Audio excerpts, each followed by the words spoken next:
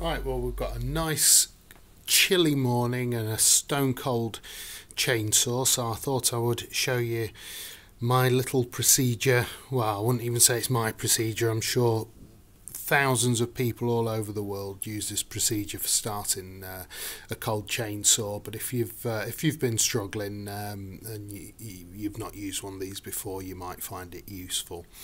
First thing to do is make sure the chain brake is off. At the moment the chain has got the brake on, so I'll just pull the lever back and that frees up the chain. Okay, obviously only ever touch the chain when the engine isn't running. The reason that you take the chain brake off is it puts less load and resistance on the engine when you're starting, but the most important reason is that because the engine's going to be starting on a fast idle, if the chain brake is on, you're basically going to burn out the brake and the clutch on the chain, so the clutch on the chainsaw.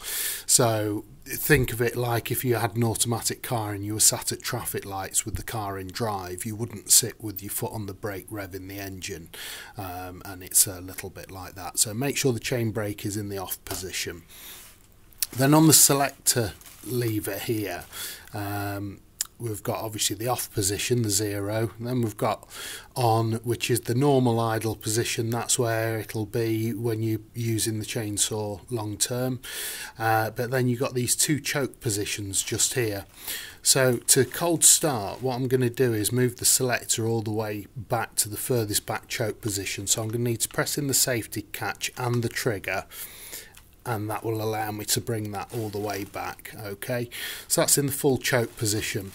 Then using two hands, obviously you wear gloves all the time when you're using the chainsaw. Using two hands with this selector in that position, you would then pull the starter, and you probably only need to pull it a couple of times until you hear the very first catch of the engine. The engine won't run, it won't start in this position, but you'll hear it catch, and that means that you know that this fuel getting through and your spark's okay. As soon as you hear that first catch,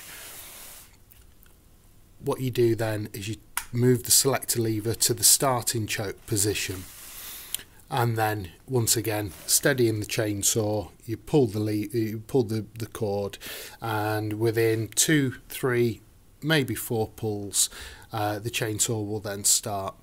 Because it's, like I say, because it's starting in a fast idle position, the chain will be turning very fast straight away. Okay, so make sure no one's around you, make sure there's no pets around, no kids around.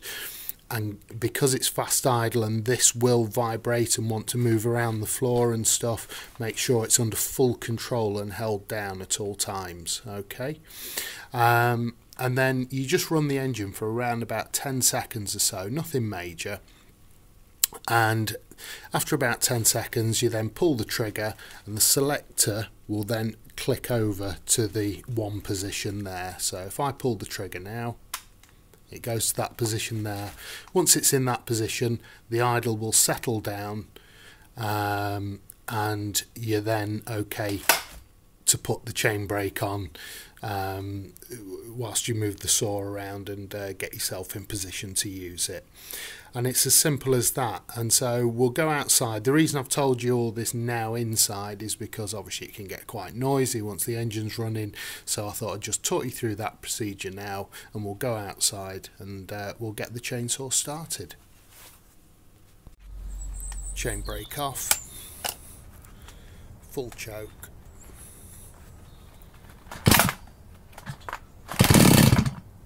first catch, starting.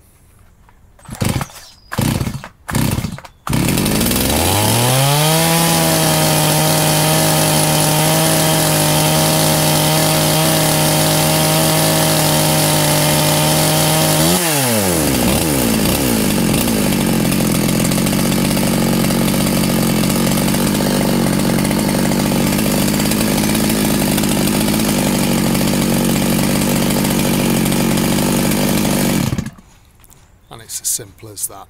Hope you find that useful. Thanks for watching.